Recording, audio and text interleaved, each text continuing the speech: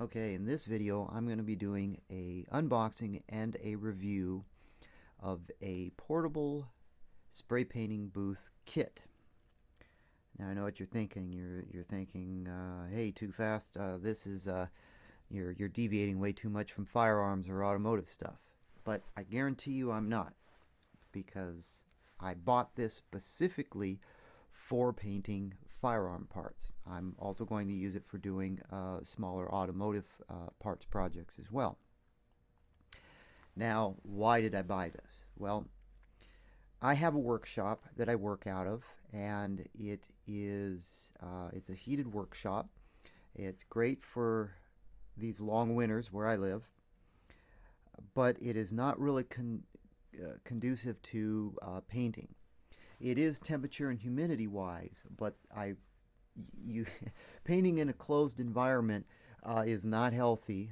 You obviously have to wear a proper respirator, but it's messy. Paint particles get over everything, and for me to paint in my workshop, I've got to kind of segregate a dedicated area using visqueen hanging from the ceiling and so on, and it's just a real pain to try and paint in my workshop. And I can't really go outside and do painting, not for roughly about 8 months out of the year. It's either too cold, it's raining, or it's too windy. So even on nice days when it's warm outside, taking something outside to paint it is risky. If there's a lot of pollen in the air, pollen lands on freshly painted stuff, or the wind is blowing and it's blowing pine needles or dirt or whatever. Even when it's warm outside, it's still not a real ideal environment for painting. So I bought this specifically to address fumes and paint particle problems painting in an enclosed environment. So you can see from this is just the box right here and a picture of the unit that's assembled. You can see that this particular unit has got what appears to be a dryer duct hosing on the back of it, and this small narrow piece right down here on the edge. This tubing can extend out to about 5 feet, and it's designed so you can take it from your work area, stretch it out, and put this small flat section out a window or underneath your door. And this assembly back here has got a motor and a fan. And the idea behind this is you are going to be painting something here. This is a filter mechanism that's going to filter larger paint particles as well as draw the fumes through this device into the tubing, and it's going to exit out either your window or underneath your door. In my situation, I'm going to be venting this out of the door, the slot underneath my door of my workshop. And so that's the logic behind this. And let's see, there really isn't a brand name on this. There's a model number, which is HS-E420K, and there's a E4, let's see, the E420K I believe is the kit that comes with this exhaust tubing. You can get the tubing by itself, and you can buy this without the tubing. I know Pache, they make airbrushes. They sell virtually this identical kit. I picked this up off of eBay. There's many sellers that sell this. I got it for $73 shipped, which is reasonable for what it is. So without further ado, let me get into taking this out of the box, and we'll take a look at what's in here. Okay, I've had to switch to handheld mode here, so hopefully it's not too jittery. I hate taking my camera off the tripod just for that reason. So this is how this spray booth is packaged. There's a installation guide. There's the actual device here with foam packing material, and then there's a bag with the exhaust components. So this was shipped in a larger cardboard box wrapped with a generous amount of bubble wrap, so it arrived okay, no damage, and I believe this was shipped up from California, so I picked a local seller off of eBay versus somebody in China or Hong Kong. So I'm going to take this stuff out, and we'll get this up on my display table here, and we'll take a look at the individual components. Alright, here's the vent components. They consist of 4 different pieces.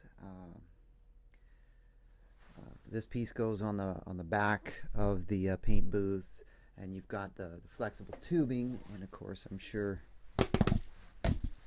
it's just sort of like the same stuff you'd see used on a dryer duct. This is a rubber coupler with like a hose clamp that put everything together.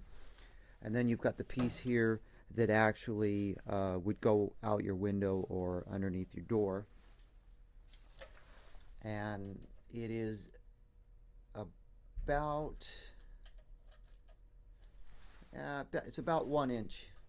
If you, it's about 1 inch if you measured a little lip on this. If you were in a situation where you couldn't do 1 inch, you can see that there's a little lip on here. I mean, in theory, this could be grinded off, and then this little lip could be grinded off if necessary, and that would leave you with about a little over 3/4 of an inch.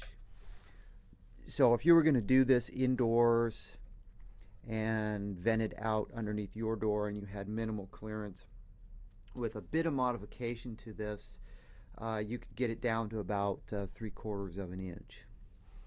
And you can see that this part right here, it's got some reinforcements so this doesn't get completely squished and cut off the venting capability.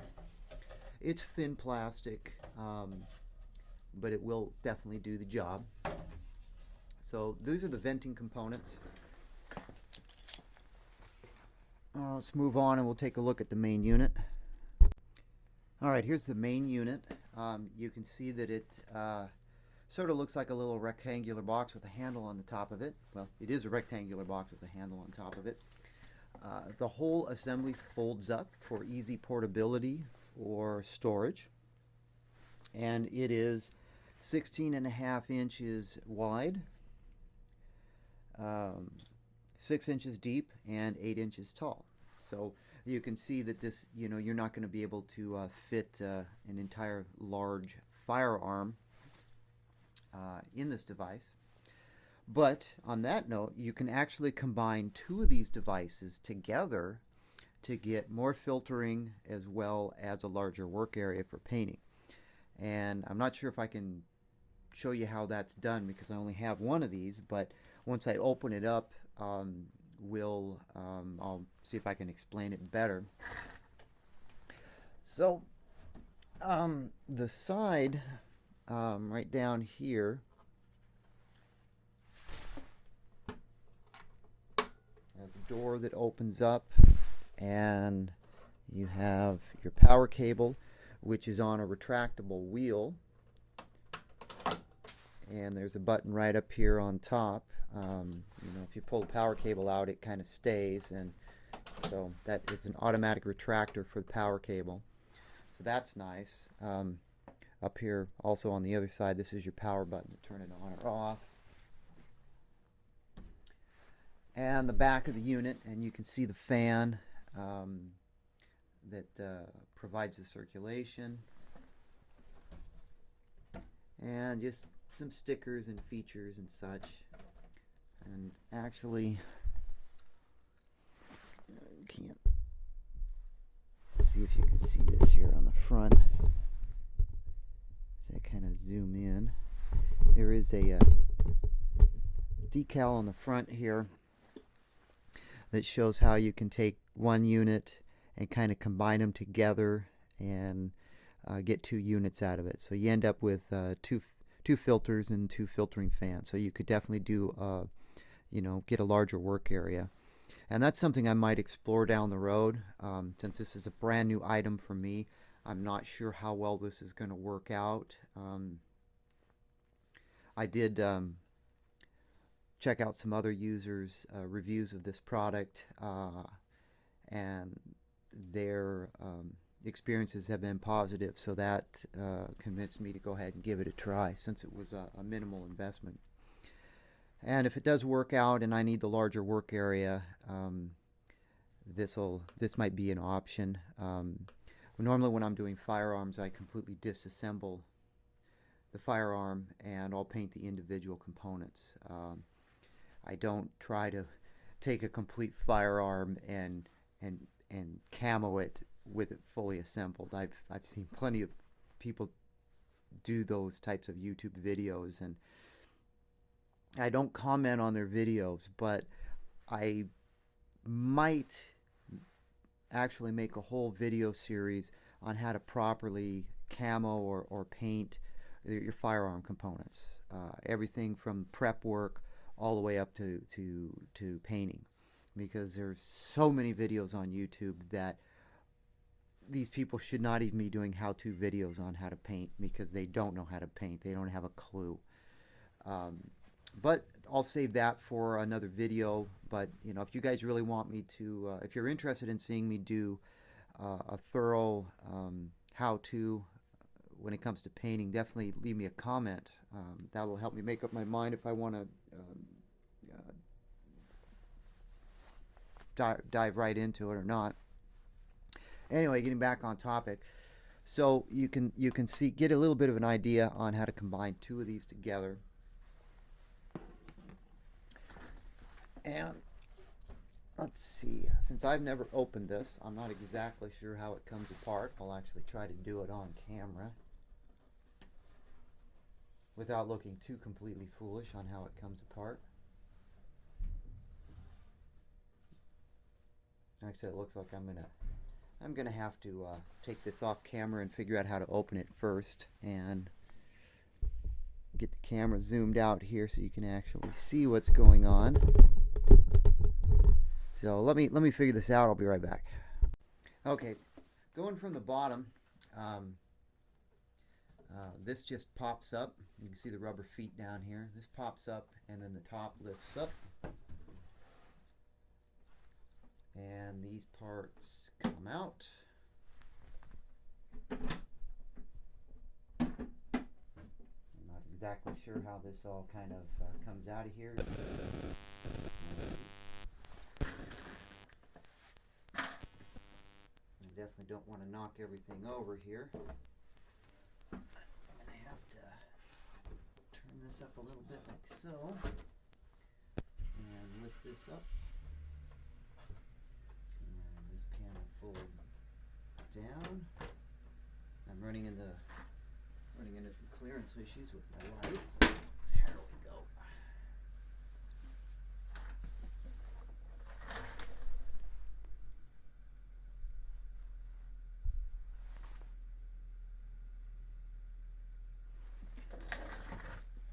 Okay, so you can see we've got the top piece, and there's a what they refer to as a lazy Susan in here, and some side pieces that fold out, and the top goes down, and the other side pieces go up, and then this top panel folds down, and the lazy Susan sits right in there like so.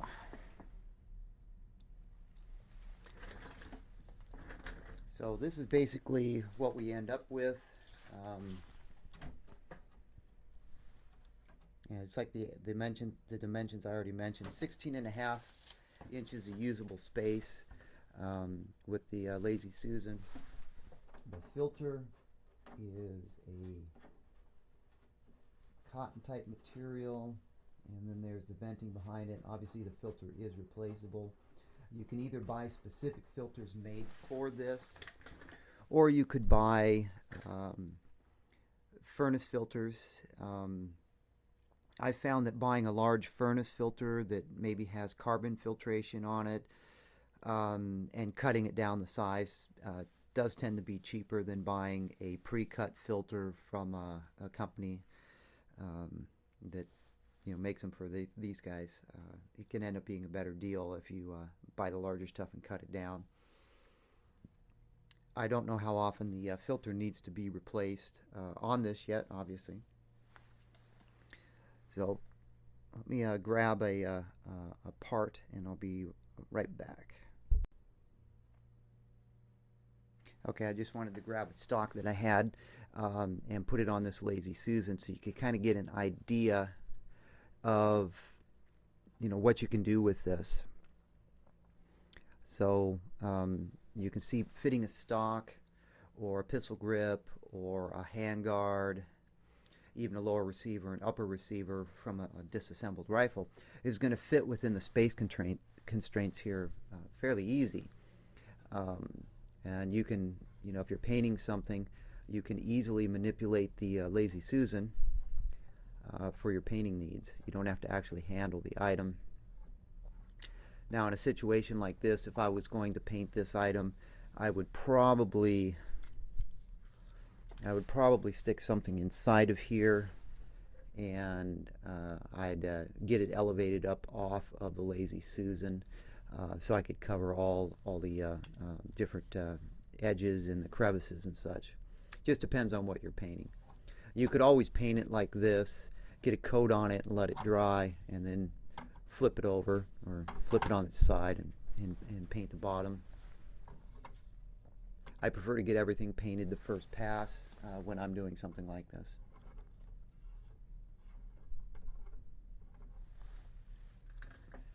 So anyway, this is the portable paint booth. I haven't, aside from what you saw here, I haven't done anything else with it since it is an unboxing. I'll try and get this plugged in and turned on and give you an idea of how loud it is as well. Okay, well, if you're wondering why I stopped the filming and come back in between different stages, it's because you don't really want to watch sometimes what goes on in the background. In this particular instance, I went to power this unit on and it didn't work. So I had to take it off my my display stand here and put it up on my bench, and the first thing I did was pull the power switch, and you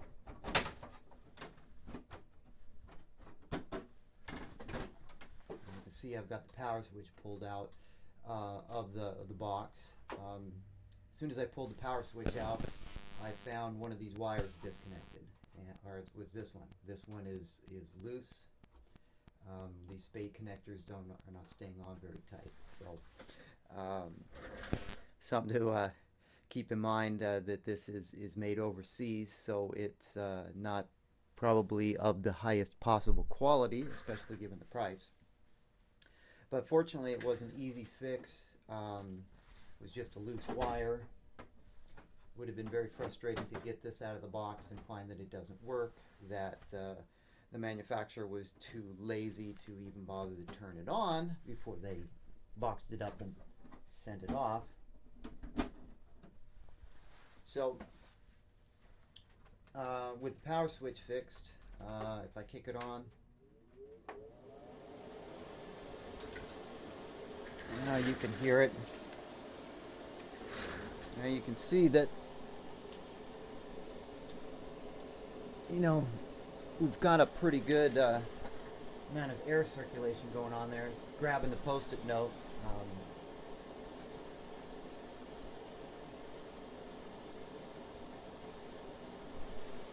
Seems more than adequate to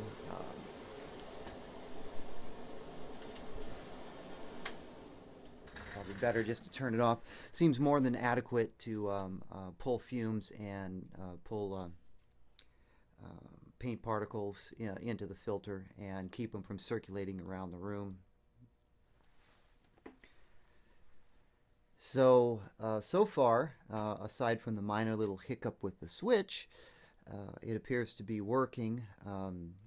I'll report back in the comments after I've had a chance to actually use it. I'm going to get it set up fairly close to my door so I can route the exhaust tubing underneath the crack in the bottom of the door, and paint some items and see how that goes. Now, depending upon well, I guess this is up to each individual, but when I go to paint, what I'm probably going to do is, for example, like this Lazy Susan here, this plastic, well, so Lazy Susan, it's a plastic rotating deal. I'm going to cover this with tape, and I'm also going to cover the bottom of this paint booth, put some cardboard in there so I don't get lots of built-up overspray in here. You'll probably get some on the side. The sides and the top are translucent to let light through, and I think that's a good feature, so I'm not going to cover those up.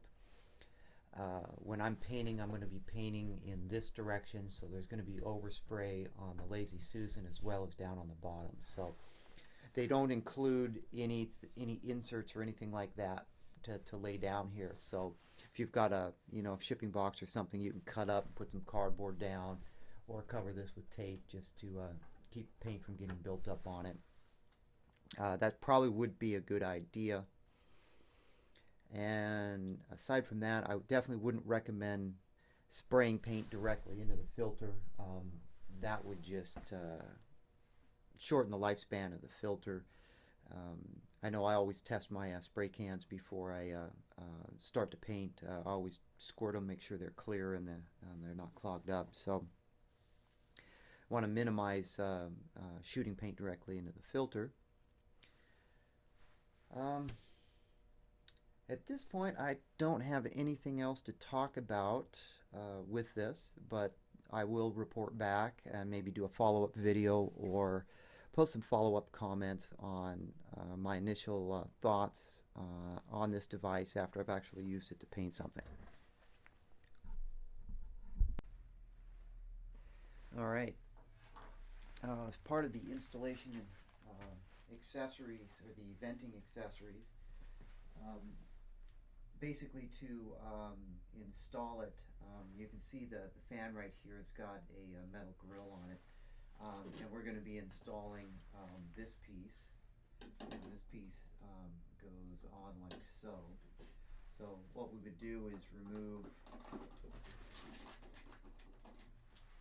remove the grill by taking out the 4 Phillips screws, which I know it's you're suffering watching me remove one screw here. I will not make you watch me remove the other 3, so I'll do it off camera and be back. All right, you can see we've got the grill removed, and I don't believe there is an up or a down side on this. It's just a matter of lining up the holes and then putting the screws back in.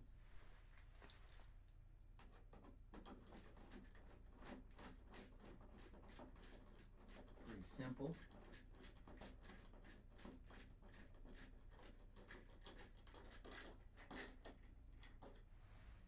So I'll finish those up and be back. Alright, now that that's installed, we have the rubber coupler that needs to go on. And you can see that one end of the coupler is smaller and there's a recessed area, and that's for the actual clamp that goes on there. This is basically just a standard, looks like a standard automotive hose clamp. So this coupler would go on like So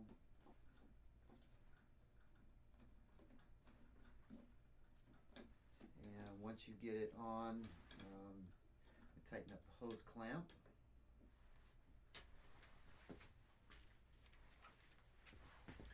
And these things don't need to be torqued down extremely tight.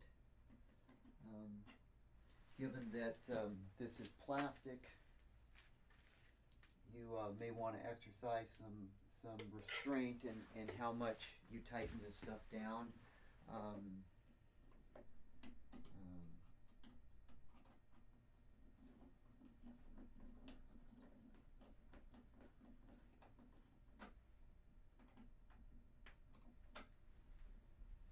Anyway, I'll finish tightening it up later. With this installed and tightened up, you can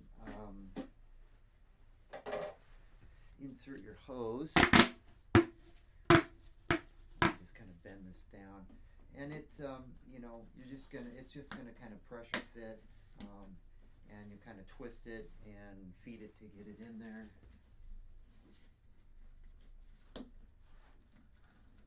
Like so. And just kind of twist it and push on it until you get it seated correctly. And then you can extend it and route it as you need to. The actual part that fits underneath the door, same principle.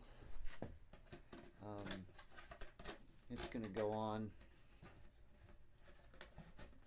See if you can see that. We're just going to kind of twist it down onto this tubing. So there's no clamps or anything real special there. Just want to get it down a couple of inches.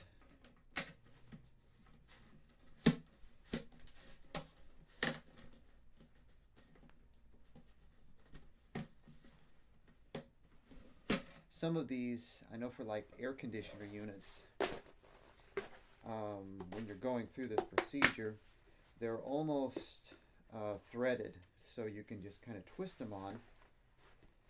This one doesn't appear to be threaded in any shape or form, and I'm trying to use the same twisting concept. And I think if you expand the tubing a little bit, it'll definitely go on easier.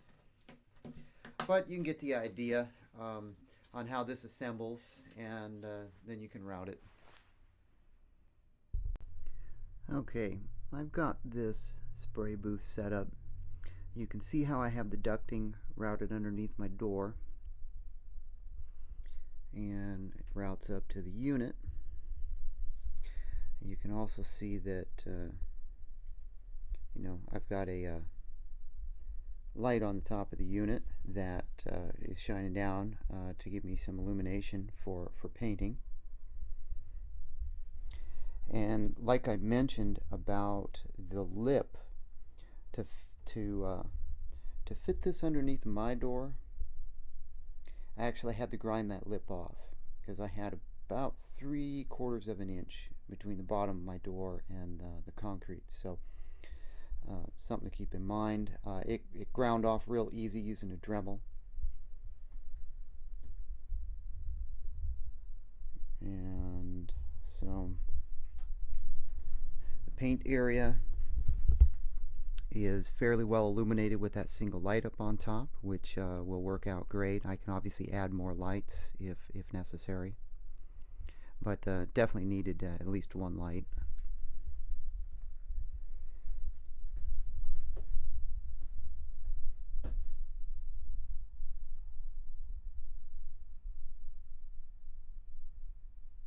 So that's how I'm going to be painting going forward, using this little portable paint booth.